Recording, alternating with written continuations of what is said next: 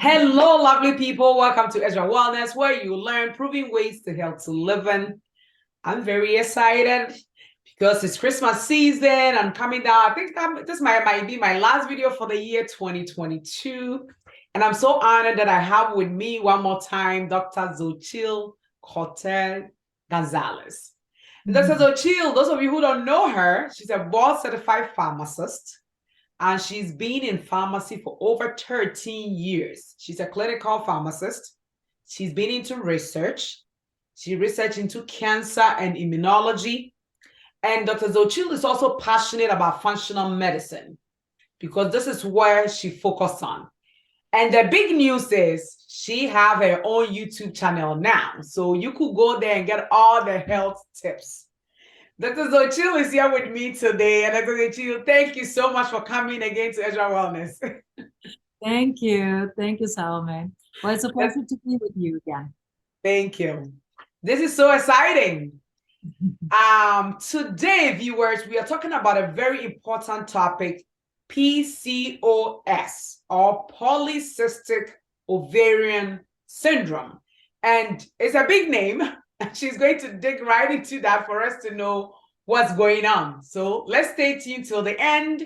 Those of you who don't want to do the conventional medicine things, she's going to talk about ways that you could remedy this situation without you having to take all the other medications and stuff like that. So Dr. Xochitl, we're going to dig right in.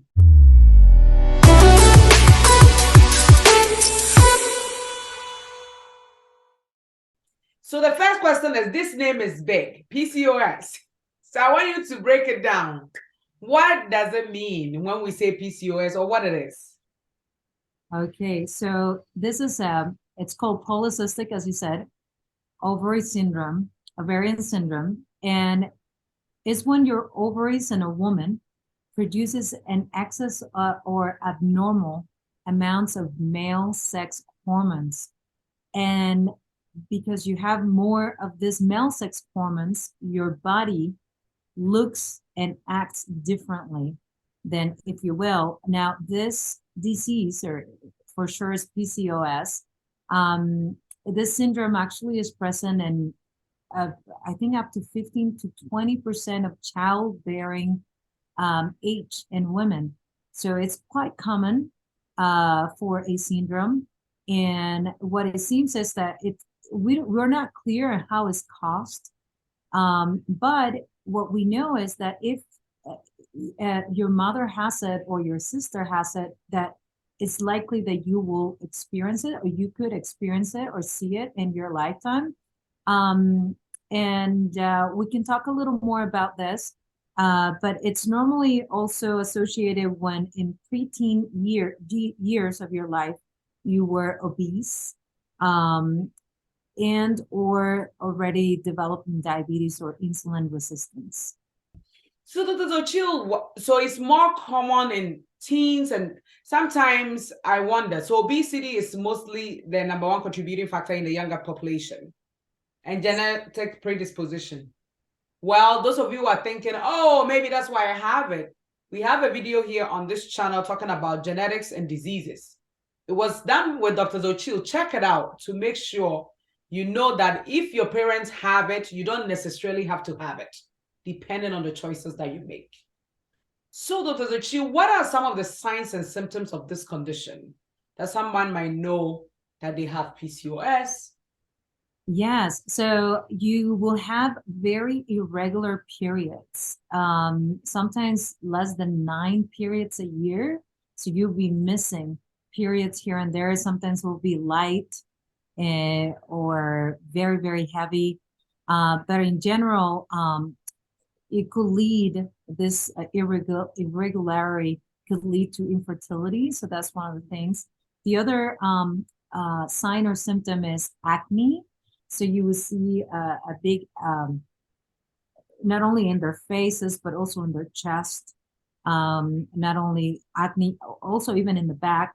There's also excess hair growth, like a male type of hair in their chin, and like a mustache.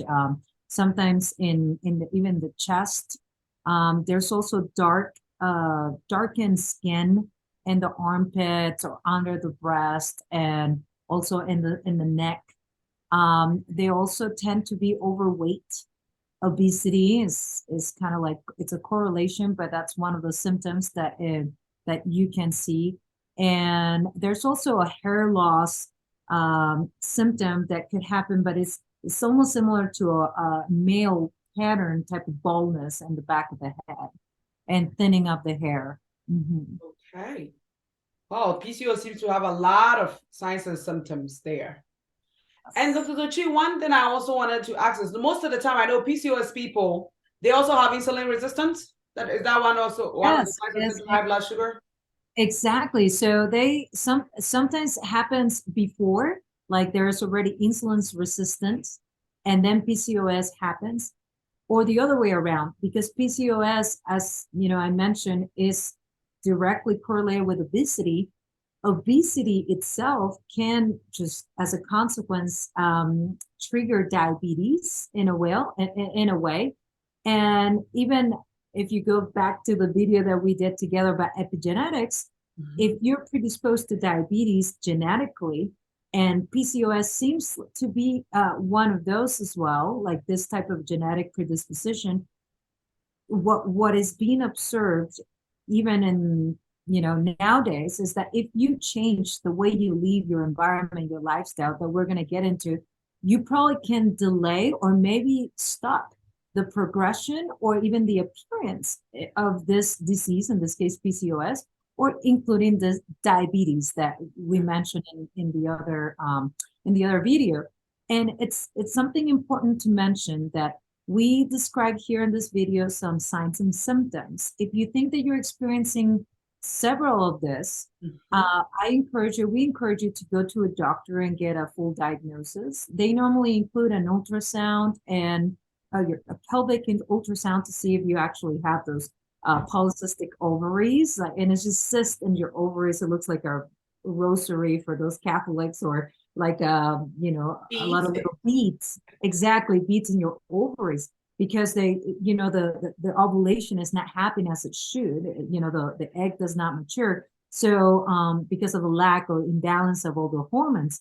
So that's one, the ultrasound. They also may do, and very likely will do, blood testing. And it's important to rule out some other syndromes or diseases that could be happening to you that is not precisely PCOS. It could be a thyroid disorder. That's why it's important to do a full blood work. Or maybe you're pregnant and that's why you're gaining weight and you're on a period, right? And that would be a good thing. But not for younger kids. Hopefully they are not. All righty. So now, Dr. Zochi, I want us to talk about, even though we talk about genetics, predisposition, these days obesity is on the rise. So that means we're going to see more PCOS coming along, especially with our young girls. So mothers, let's look out for these signs and symptoms. And if you see your daughter, especially thick skin and stuff like that, just please get her checked before things are out of control. What are some of the contributing factors to this condition? Well, obesity, as we mentioned, yeah, you said that, is number one. So it seems like if a little girl is obese right before or during the time of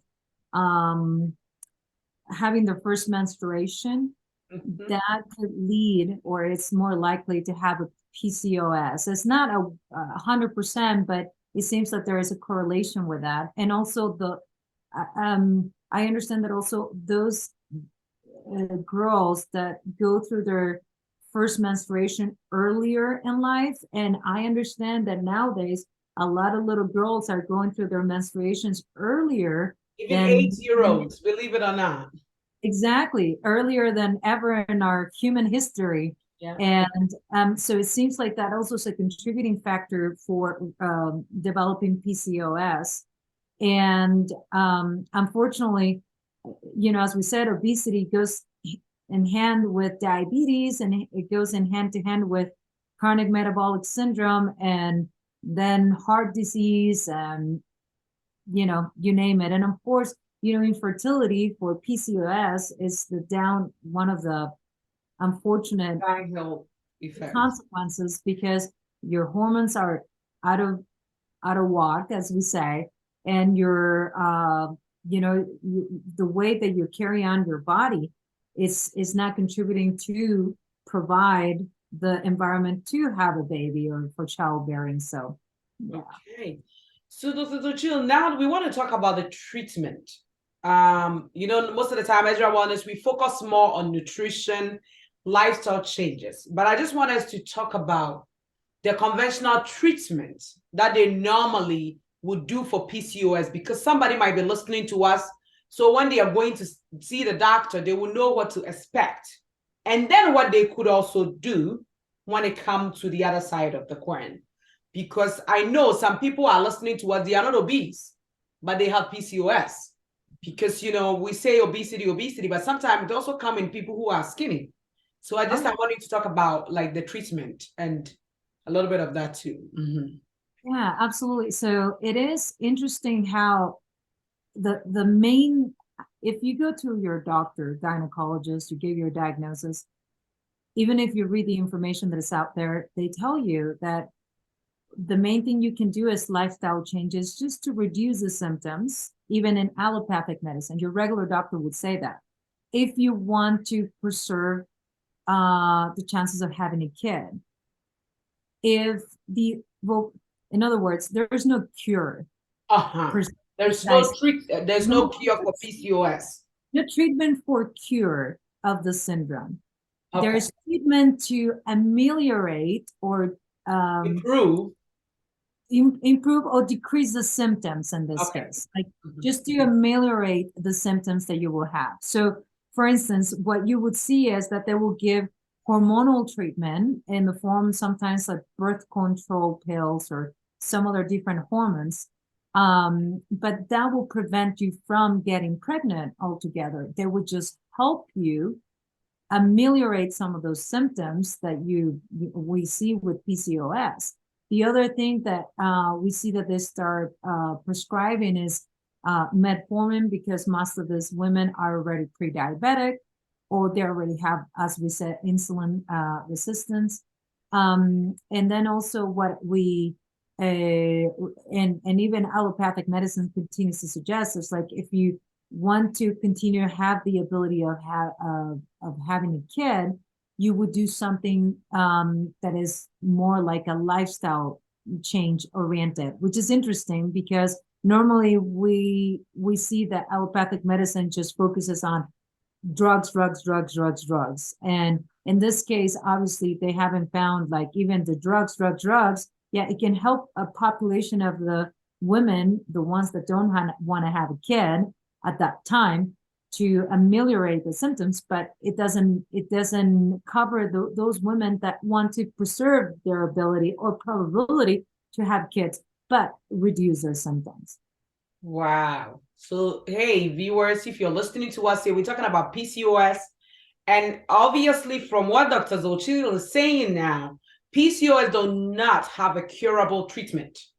And when you look at conventional medicine, that always want to give drugs, even for them, they are saying lifestyle changes is the way to go if you're hoping to preserve your fertility and have children down the road. Let's say you're done having your kids and you want to even go with a hormonal therapy, which it have its own side effects. We're not going to go into that today.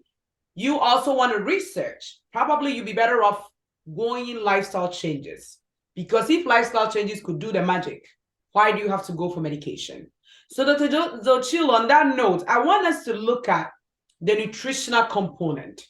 What are the ways that someone with PCOS have to eat? I want us to focus on everybody, because some of them are not obese, because I know a couple of them that are not. Yeah. Yeah. No, and I also have friends that have experienced PCOS without having being obese, but a common denominator that I've seen, at least in my patients or clients, is they are unhealthy otherwise. Like they don't eat very healthy. They have bad habits. So that's exactly, if you're here and you continue to listen, you will get more pearls and what you can do to change that. And so one of the main things is nutrition, right? You want to give anti-inflammatory type of nutrition to your body. And I'm sure you have learned in Ezra Wellness how to eat better, right? So I'm just going to give a couple examples, but the main thing is eat more vegetables, eat less processed food. What I mean with that is less carbohydrate rich foods such as pastas, uh, Rice. rice or too much rice in any case. And also any extra sugar, added sugar, sodas, fried food, like a lot of those chips that are cooked in vegetable oil or French fries that are fried with the recycled oils from the franchises, fast food, and so on and so forth. All those things are detrimental to your health, regardless PCOS or not. One of the key things to Ezra Wellness, mission is to provide you the best health you can have. And it doesn't matter if the flavor of disease, in this case, we're talking about PCOS, but if you change your lifestyle, if you start changing the way you eat, the way you go through your life, you will just help any condition that you may or may not have in the future. Like talking about epigenetics, right? Where we're talking about how you can change your environment. Well, the good news is that regardless what you have in stock for you, like if you have predisposition for any disease, diabetes, PCOS, or whatever it is, if you make all those changes, if you make this nutrition changes, you're at the best odds, the best probability to have better health, regardless of what you got in stock, for genetically. And so going back into nutrition, just eat more vegetables, green leafy vegetables. I know Ezra Wellness also has intermittent fasting and their videos. I think that's a very good approach. If you eating excess calories, regardless of where they come or how they come in your diet, you for sure are going to gain weight, no matter what. Try to substitute some of those ingredients in your food with each of your meals with just more vegetables. That's that's how I go by day. I start with nice protein and vegetable rich breakfast, some sweet potato, green leafy vegetables with eggs, like a scramble. I eat that for breakfast. Then I go always for lunch, or I do intermittent fasting. So I do like a late breakfast or almost lunch. And then I do a big dinner, and the dinner is a huge salad. Big salad, you can not go wrong with a big salad. Make sure that you find recipes to make nice, good dressings based on olive oil. Use avocado, use good fats. And I'm sure Ezra Wellness has some videos about this as well. So you have all the tools you need to have a better diet. Now, I would like just to mention, and probably you have also videos on this, something to the fact of elimination diet. So each body reacts different to different groups of food. So it seems like, for instance, gluten, and it's not because gluten is the worst thing in the world, it's just because some bodies react very adversely to gluten. So if you eliminate gluten for a month and you notice that your PCOS symptoms are almost disappearing, then, well, here you go. You got an answer to part of the problem, right? Yeah. And let's say that you didn't see much difference, you can reintroduce it and see if you feel worse or if you feel just normal, just the same. And then also same thing with dairy. Some people tolerate it very well, some other people don't. If you are considering eliminating it to see if that will help you with your PCOS syndrome or PCOS symptoms, just go ahead and do it. I'm more of the belief that each body is different, and we need to give what each body wants or needs. Now, something that is very aggressive for my digestive system may be amazing for you, and it may have even properties for you to be anti-inflammatory, whereas in my case, it could cause an allergy or what they call food sensitivity. That is also a level of stress that happens in the body that is counterproductive for health and thriving. Mm-hmm. Great. So viewers, when it comes to nutrition, Dr. Zochi have talked a lot. We do have anti-inflammatory foods. Make sure you're eating more vegetables, natural-based food. And Dr. Mike Hammond will say, if it's not close to nature, toss it out. There has been process. Even if it says organic, I want people to take care of it. These days, there's a lot of organic junk food on the market. The fact that it says organic, that doesn't mean it's healthy. If it's far from nature, try to put it aside if you're trying to control your symptoms for PCOS or even any other conditions. Dr. Zochi, I want us to talk about some lifestyle modifications. Now that we talk about food, I know food is big because when it comes to our body, our food makes the cells that makes us up, literally. So food is big. But then apart from food, what are some of the other lifestyle changes that somebody with PCOS have to also focus on? Sure. Exercise is a big one. Okay. Just exercise. And I normally suggest the exercise that is best for you is the one that you can commit to it. I love that. It doesn't matter if someone tells you, oh, swimming is the best or walking is the best. No. Whatever is available to you and that you can commit and you can just say, I'm going to stick to this 5 days a week, 4 days a week. Of course, the more you do it, I think the research shows that at least 20 minutes, 3 times a week is the minimum you could do. But I'm sure that we can put aside that Netflix or that whatever TV time, and maybe we can go out and do something for our own good. The other lifestyle change that I would suggest that everybody engages, including ourselves, right? We were just talking about it right before the video, is in good sleep. Yes. Sleep, if you can put sleep in a pill, of the pharmaceutical industry that create that pill will be by far the most profitable. Richest. Exactly. So sleep is just so important. A good night's sleep. And I'm not sure if Ezra has a video, but if not, yes, she's I do. About how to have a good hygiene when you go to sleep. Have to have your good night's sleep. And of course, and this sounds like it's rhetoric, but stress management, right?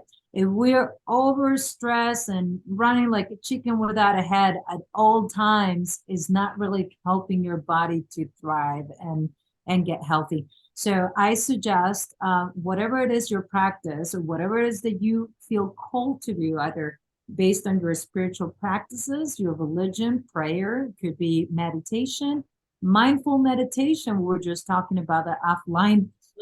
It could be just, focusing on your breath and then have some affirmations in your head to just, work in those aspects in your life that you feel like that's where your emotion carries on, that anxiety, that's the seat of the anxiety.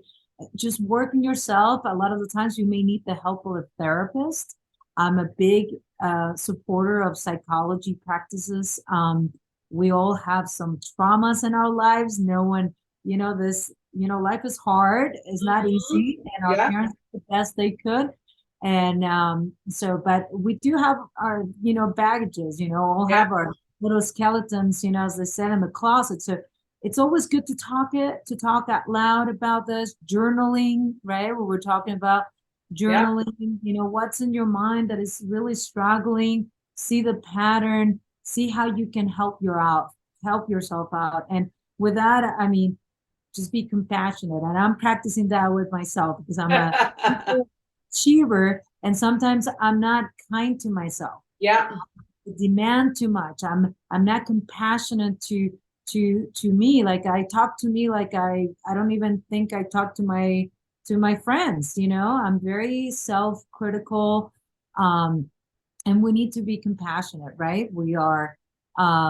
I think that's what we preach, even in religion or even whatever type of spiritual practice we have. So let's practice with ourselves. And another of the lifestyle changes or that I would suggest, and I don't know if you want to get into the supplements, Yes, just we would get into that after that. okay. So supplements, I one of the main supplements that I suggest, since PCOS is an inflammatory type of disease, and it goes together a lot of times with chronic inflammatory syndrome, and as we Yeah. said, a lot of times with obesity. And obesity, we know it's a chronic inflammation that it's like perpetual. As long as you have some extra pounds, and I'm not saying just a little above the ideal body weight. It's like, you know, a real obese person, you really are running your body on kind of like red, yellow, as I call it, zone in which your immune system it's kind of just trying to deal with the stress of all the excess weight, and that causes like a subtle inflammation. And that subtle inflammation, something that you can do is, as we said, the nutrition with more anti-inflammatory type of food. But in Mhm. the case of supplements, you can do curcumin, and I'm sure you have heard about that. Is that little yellow um, extract from turmeric? Mhm. It's a root, just like ginger. And curcumin is a good way, and you can always ask here or consult Ezra Wellness what's the Yeah. best product you can buy in the market. The other one is fish oil, omega-3s. So we do have a big intake of omega-6s by default based on the diets that we have. So omega-3s are by nature anti-inflammatory. And omega-3 comes in fish. And a lot of the times we don't have access to fish, or maybe we don't like it as much, or we cannot eat it every day. So if you have a supplementation with fish oil, a good quality one, you can, you know, again, consult Ezra Wellness for that. And I'm a big fan of having a good multivitamin that includes minerals. And in the case, as we're talking about PCOS, that has some correlation with insulin resistance and eventually leading into diabetes, if not already a full-blown diabetes. What I suggest to have some of these crucial minerals that are involved in the glucose metabolism, or even insulin resistance or sensitivity, in this case, the opposite. And that would be chromium, vanadium, and of course your full-blown vitamins, B complex, a good amount of B complex.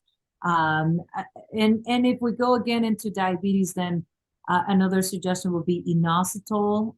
It seems like it has been helping with glucose or insulin metabolism. And also gut health is important.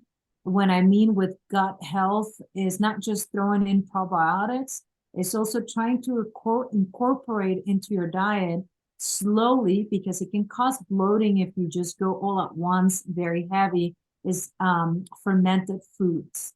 And some of the fermented foods or probiotic rich foods is, I don't know, yogurt will be the most common one that everybody will know. Mhm. Um, but some people are very sensitive to dairy and they don't tolerate any dairy, including yogurt. But the other stuff they can do is it's called sauerkraut, and you can Yeah, put it in your salad. It actually, to me, it tastes it delicious. does. It tastes delicious. Yeah, and um, depending on what your culture is, like Koreans eat kimchi. I love spicy, so I love kimchi as well. That's also fermented. Just start slowly, just to avoid some of the bloatness and, you know, stomach discomfort, because it's not that it's not good for you. It's just too much at once sometimes. Yeah. All right, all right, all right. Hey, viewers, we're bringing our conversation to an end. I hope if you have PCOS and you're listening to us, at least you get some nuggets here. Make sure nutrition is good, and it is stress, sleep, and then exercise because of the insulin resistance, even if you're skinny.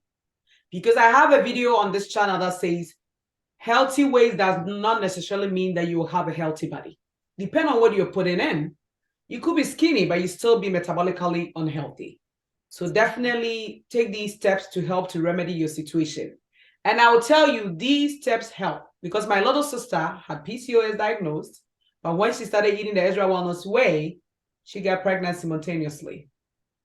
Yeah. Congratulations. That's Without great. medications, the second round. So definitely, I know that lifestyle changes do work. You need to practice it to experience it. Dr. Zochi, what will be your last words to our viewers who are watching? They've got their children are diagnosed with PCOS. They themselves have been struggling with this condition for a long time. They've been on birth control, but now they're hearing this, they want to switch it over. What would be your words to them? Yeah, I really think that first of all, don't think that your diagnosis, it's already marking you, or how would I say it? It's a sentence. It's not. A lot of the times, this PCOS, just like the example of Salome's sister, you can revert most of this diseases and syndromes to a point in which it's almost non-existent. Yeah. And I think that doing it the natural way with nutrition, lifestyle changes is the smartest way to go. Because not only, as I said, it's not going to help you just with one disease. It's going to help you to have a good quality of life for however long you're going to live.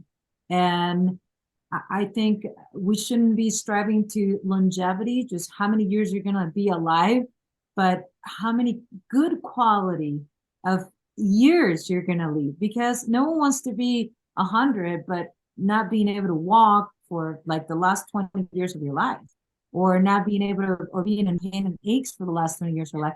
You want to be thriving. You want to be at least, cognitive, physically with it, that you can actually enjoy whatever years that you have to live or you will live in this life. So for those that have this diagnosis or just their kid, just know that it's not black and white. If someone tells you, oh, this she needs to take, or I need to take this hormones for the rest of my life, it's just know that there are other options. And if you need, if your symptoms are so unbearable, what I would do is I would, and your symptoms are being controlled by the birth control or the hormonal treatment, what I would do is I will start interfacing your changes, your lifestyle changes, start doing your nutrition, start doing your exercise, whatever it takes. And eventually just talk to your doctor and say, I've been doing all this. I wonder if I can get off, if it's safe. Most of the times, it is safe just to cut it cold turkey, depending on what part of the cycle you are, because there's some birth control pills that go through different cycles, and know what the consequences are, okay? Because you need to probably work with your physician if you're already on a therapy and you're going to cut it. So you need to just work with your physician. Most of them are very happy to hear that you are working on it, but don't expect to just, today is your first day that you eat healthy and you're going to stop all medications. You also cannot do that, because you're going to just put yourself into failure mode, and then you're going to feel non-motivated to do it. And it's not, don't set yourself to failure. On the contrary, set yourself for success. That's right. With the tools that you need. So if you are taking medication already, talk to your doctor. Hey, doctor, I'm going to start doing all this, or I started doing it already. How can I transition out of this to see if what I'm already doing, all my lifestyle modifications are actually helping? And very likely he or she is going to say, okay, yeah, you can start cutting this way, or so on and so forth. But always try to be committed. Make sure that you're already doing it for a month or so before you even, no one is going to lose weight by eating healthy one day, right? And no one is going to gain weight by binging one day on burgers or. That's true. Right. It takes time. It's over time. Yeah. Exactly. And discipline. So don't set yourself for failure, because that will be the worst that you can do to yourself. It will be detrimental, and then you'll be non-motivated, and then you're going to say, no, this doesn't work. Well, it doesn't work because you didn't commit to it enough. So that will be my last words about the PCOS and any disease that you will have. I mean, and most of the chronic ones, most of the syndromes or diseases that you see that there's no cure, I can almost guarantee that and without even looking at the list of all those diseases, that if you do all those lifestyle changes that we just described today, regardless of not being PCOS, I'm Yeah. pretty sure you're better off than many others, or even off some medications for a long time. Great, great, great, great. Dr. Xochitl, thank you so much again. I thought this was an amazing interview. I love it. So viewers, you heard us. PCOS, you know what to do now. You don't have a death sentence. It doesn't mean you're not going to have kids. Depend on what you choose to do. So now you have the tools and the power is in your hands. We just don't want you to hear this and put it down, but let your learning turn into practice so that you change your life. Share it with friends who you know have this condition. They could benefit from it. If you have any questions, reach out to Ezra Wellness. I'll put Dr. Xochitl's information underneath the video. You could reach out to her. She'll be very happy to help you with the supplements and ways that you could go about those and how to get things going. So viewers, if you're new here to this channel, we say subscribe, like this video, and share it. Until I see you in the next video, remember, this is Ezra Wellness, where you learn proven ways to healthy living. Thank you for your time.